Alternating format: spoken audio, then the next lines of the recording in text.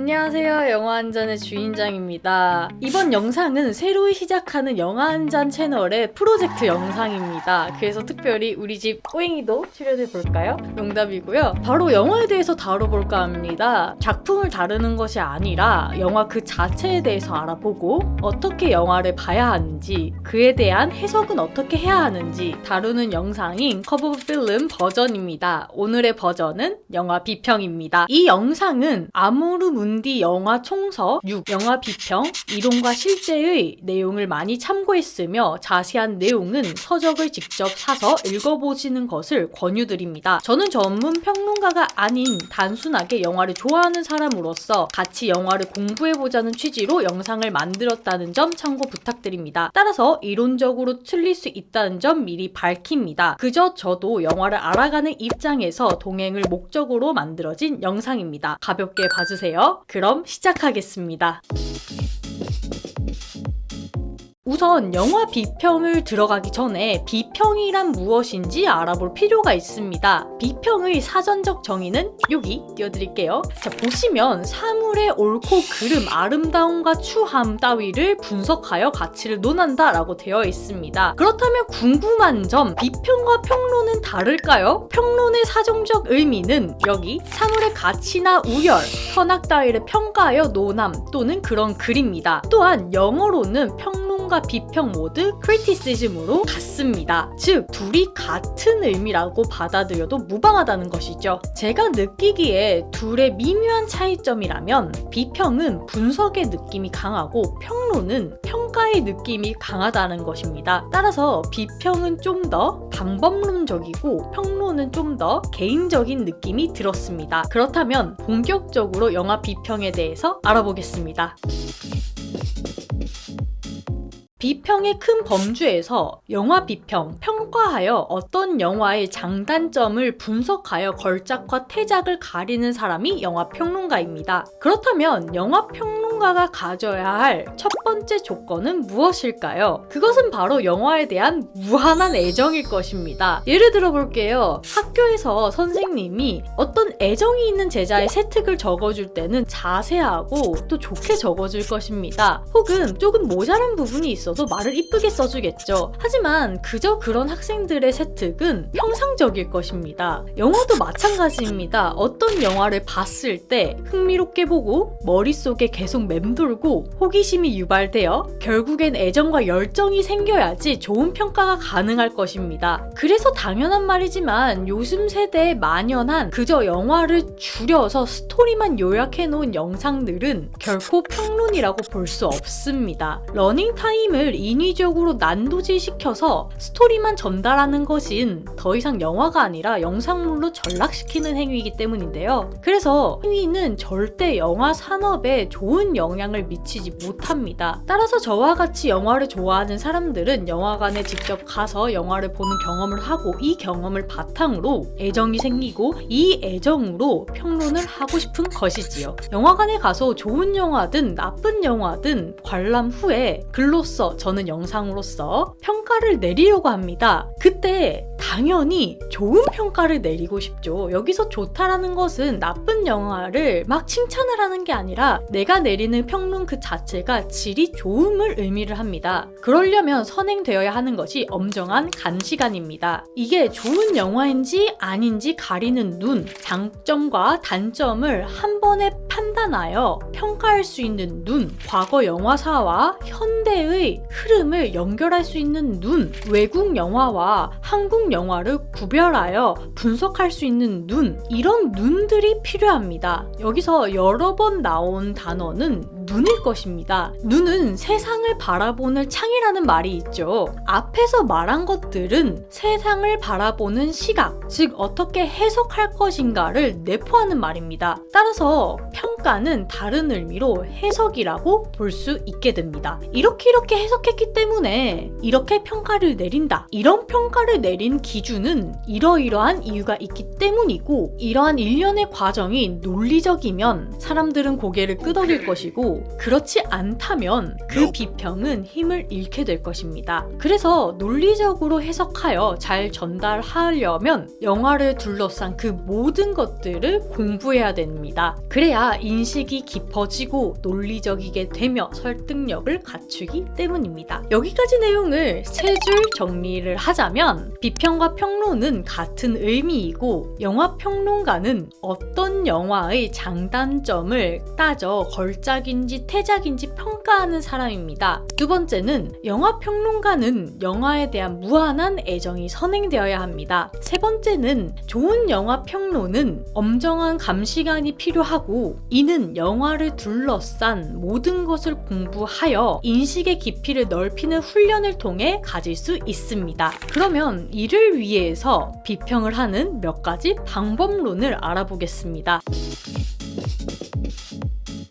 방법론을 보겠습니다. 장르론, 작가주의, 구조주의, 정식 분석학, 후기 구조주의의 갈래들을 살펴보겠습니다. 먼저 장르론입니다. 장르라는 것은 익히 많이 들어봤을 것입니다. 제가 영상을 만들 때도 SF 장르라더니 오컬트 장르라더니 바디호러 장르라더니 이런 말들을 썼으니까요. 장르는 일종의 갈래입니다. 그래서 문학에서는 서정, 서사, 극, 시, 소설, 희곡, 수필, 평론 따위를 기본 형태로 두었다고 합니다. 장르가 다르면 글쓰기 방식도 달라집니다. 이를 가장 쉽게 알 수 있는 방법은 저희 집 책장에 꽂혀져 있는 희곡과 소설을 한번 펼쳐보는 건데요. 바로 다녀올게요. 네, 두 가지를 들고 와 봤는데요. 첫 번째는 윌리엄 셰익스피어의 햄릿 희곡이고요. 두 번째는 정유정 소설인 종의 기원입니다. 얘는 희곡이고 얘는 소설이기 때문에 당장 펼쳐만 봐도 다르다라는 걸 알 수 있어요.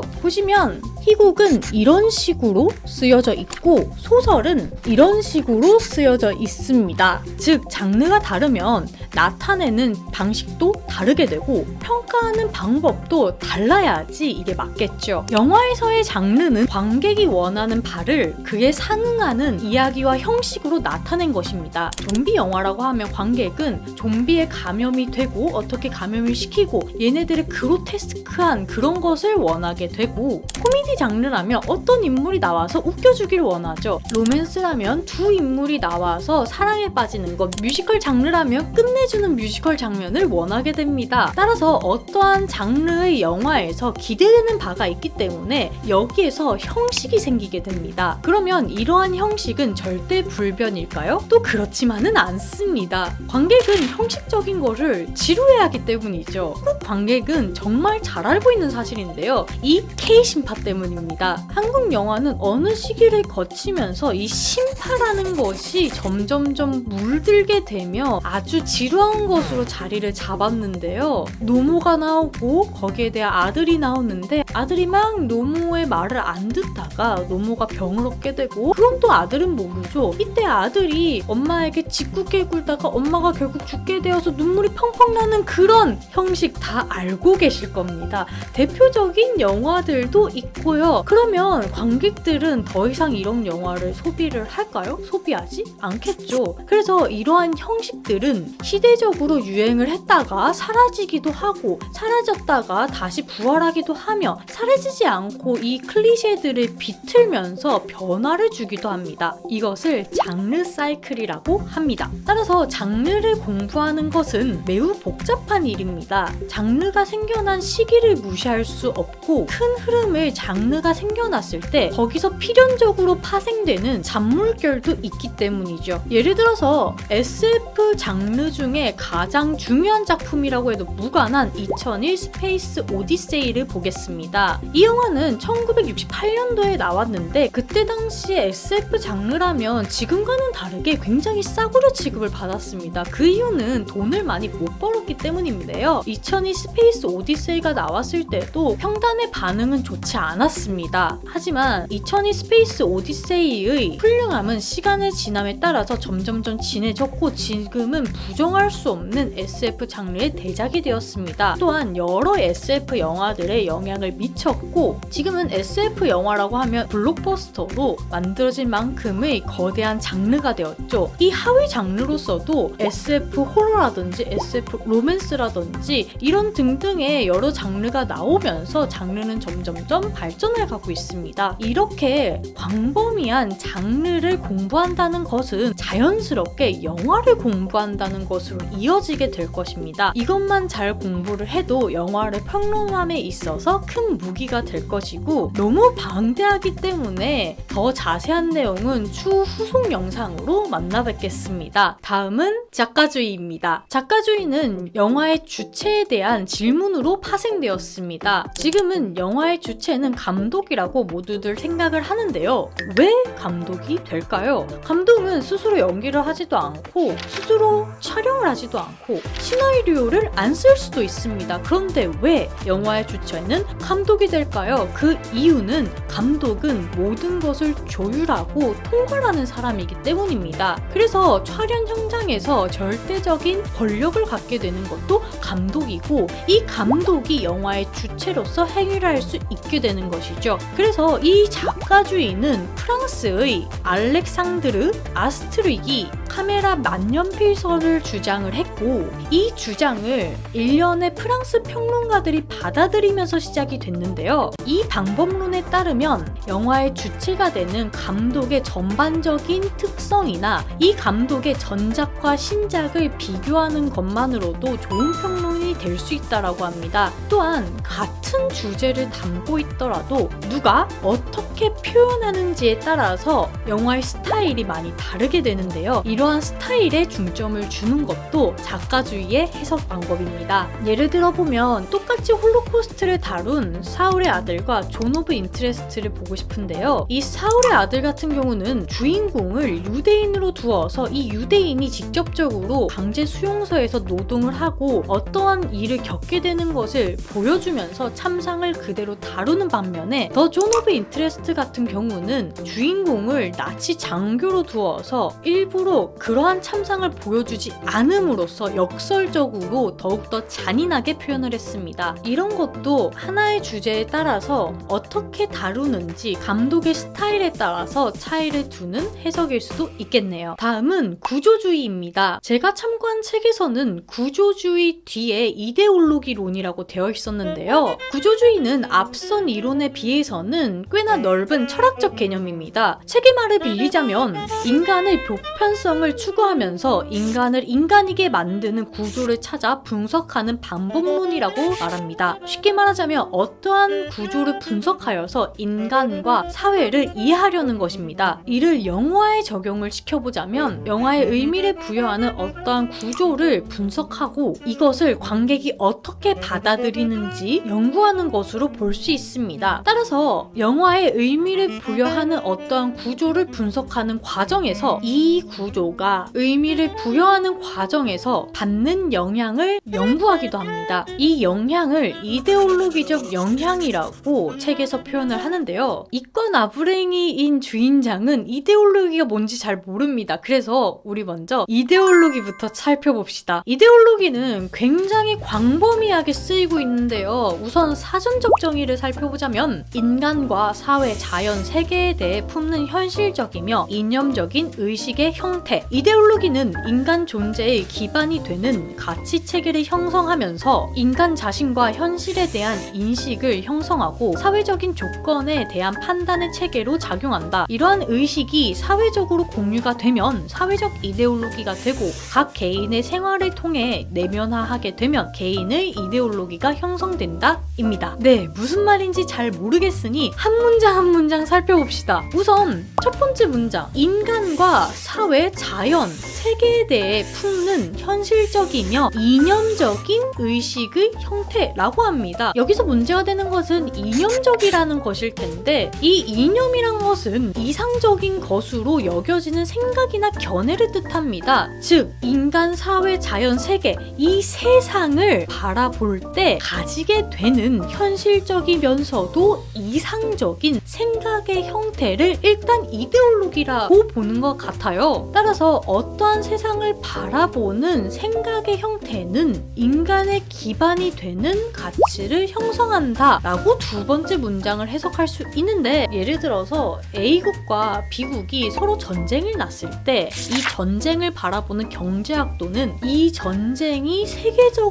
미치는 경제적인 요인을 파악하면서 세상의 흐름을 인식할 것입니다. 하지만 역사학도는 옛날의 선례들을 파악하면서 향후 어떻게 전개가 될 것인가를 보며 세상을 파악하게 될 것이죠. 즉, 어떻게 세상을 바라보는가에 따라서 그 사람의 가치관이 형성된다라는 것입니다. 그래서 이러한 기준을 가지고 현실을 어떻게 바라볼까를 형성을 하고 사회를 판단을 하는 체계로 작용을 한다는 것이죠. 이러한 체계가 사회에서 공유가 되고 받아들이게 되면 사회적 이데올로기가 되고, 그렇지 않고 내면화만 되면 개인적 이데올로기라고 표현하는 것 같았어요. 즉, 이데올로기를 매우 거칠게 표현을 하자면 일단 세상을 바라보는 생각이며, 이 생각은 가치 체계와 인식을 형성을 합니다. 이는 판단 기준으로서 작용이 되기도 하며, 이 판단 기준을 여러 면에서 공유하여 공감을 하면 사회적 이데올로기가 되고, 그렇지 않게 된다면 개인적 이데올로기가 되는 것입니다. 여기까지 보면 알겠지만 이 이데올로기라는 것은 굉장히 포괄적이게 사용이 되는 단어이고 학문에 따라서도 조금씩 의미가 다르게 됩니다. 그래서 저는 세상을 바라보는 생각 정도로만 이해를 하고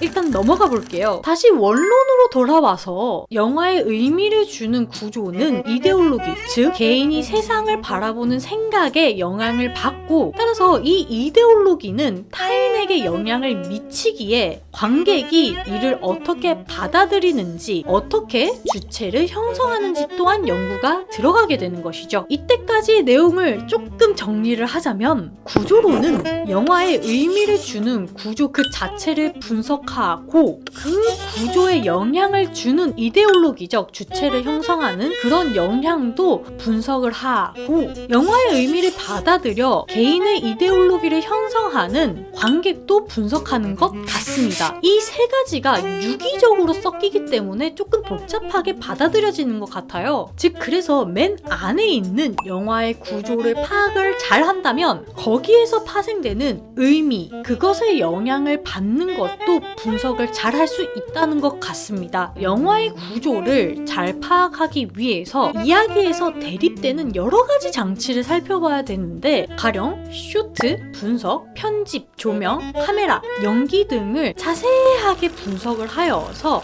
영화를 세밀하게 파악을 하며 의미를 볼 수 있을 것입니다. 너무 복잡하기 때문에 저는 간단한 예시를 들고 싶은데요. 바로 와일드 로봇을 들겠습니다. 이 와일드 로봇에서는 만능 로봇인 로줌이 인공적인 것을 대표를 하고, 이 로줌을 둘러싼 자연 그 자체는 그것을 반하는 것으로 나타냅니다. 즉, 로봇이라는 이항 대립적인 존재로 자연이 존재하게 되고, 영화가 진행함에 따라서 로줌이 어떻게 자연을 받아들이고 바뀌는 것에 대한 의미를 부여하게 됩니다. 로줌은 실제로 되게 기계적인 넘버링 같은 이름을 사용하다가 인간적으로 이름이 바뀌기도 하고요. 실제로 말투가 인간적으로 바뀌게 됩니다. 그래서 이렇게 바뀌는 것에 대해서 어떠한 의미 부여를 하게 되고, 이때 이러한 의미 부여에 영향을 미친 이데올로기는 자연주의적인 생각과 공존의 의미일 것이라고 해석할 수 있겠습니다. 다음은 정신분석학입니다. 저는 정신분석학이라고 하면 당연히 프로이트가 생각이 나는데요. 인간의 정신을 분석하는 정신분석학이 어떻게 영화를 해석하는 데 쓰일 수 있을까요? 이는 너무나 당연하게도 영화는 기본적으로 배우가 나와서 연기를 하고 이를 지켜보는 것이기 때문에 다른 매체보다 집중이 더 잘 되고, 또한 극장이라는 환경이 영화를 보는 인간의 정서에 영향을 미치기 때문에 기본적으로 이 정신분석학은 영화와 극장을 잘 설명해주는 소중한 방법론이 됩니다. 그리고 이는 당연하게 영화 속에서 활동을 하는 캐릭터에 대한 심리를 분석함에 있어서 가장 좋은 방법론이 될 수 있습니다. 가령 영화 속 캐릭터의 행위, 동작, 표정, 어투, 대사 하나하나를 세밀하게 분석하여서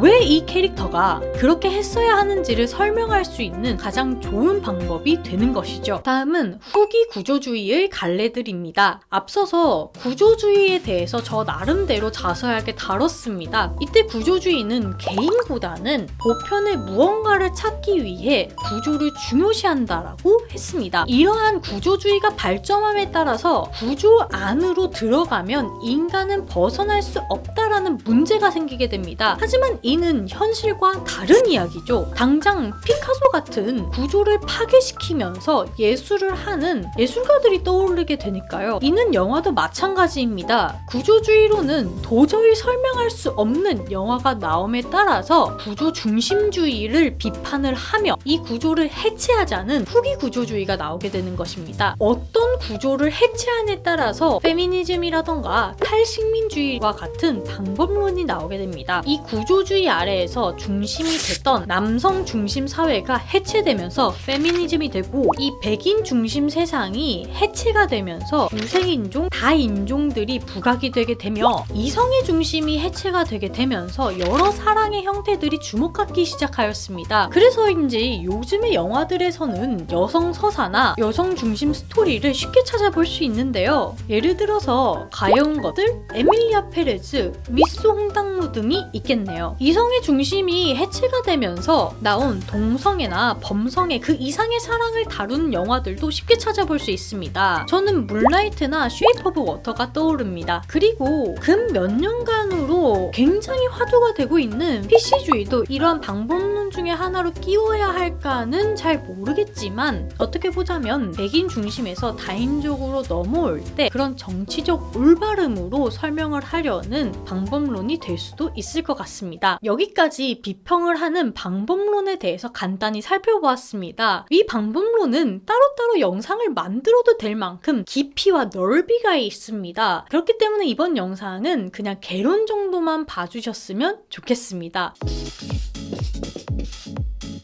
이때까지 비평이 무엇인지, 영화평론가란 무엇인지, 어떻게 비평을 해야 하는지를 알아봤으니까 실제로 비평을 써봐야겠죠? 그러나 이 영상에서는 다루지 않겠습니다. 그 이유는 여러 가지가 있는데요. 일단은 제가 비평을 한 번도 진지하게 써본 적이 없습니다. 그래서 제가 참고한 서적인 아모르 문디 영화 총서 6, 영화 비평, 이론과 실제 이 챕터 3에 나와 있는 내용을 잘 설명을 할 수 있을지가 미지수이기 때문에 저는 과감하게 포기를 하겠습니다. 저 자체가 글 쓰는 데 있어서 굉장히 서툴기 때문에 향후 글쓰기에 관해서 제가 좀 더 익숙해지고 레벨이 올라갔을 때 영상으로 다루도록 하겠습니다. 비평을 쓰는 법을 자세하게 알고 싶은 분은 이 참고 서적을 읽어보시는 것을 추천드립니다. 이로써 영화 비평에 대하여 나름대로 전반적으로 쭉 개관을 하고 훑어보았는데요. 저는 참고 서적을 읽고 나름대로 방법론을 적용하느라 머리를 굉장히 많이 쓴 것 같아요. 특히 구조주의와 장르론에 대해서 흥미가 생겼고 좀 더 열정을 가지고 공부하고 싶은 마음도 생겼습니다. 앞으로도 컵 오브 필름 시리즈 많이 기대해 주시고요. 이번 영상 컵 오브 필름 비평 버전 많은 도움을 준 아모르 문디 영화 총서 6,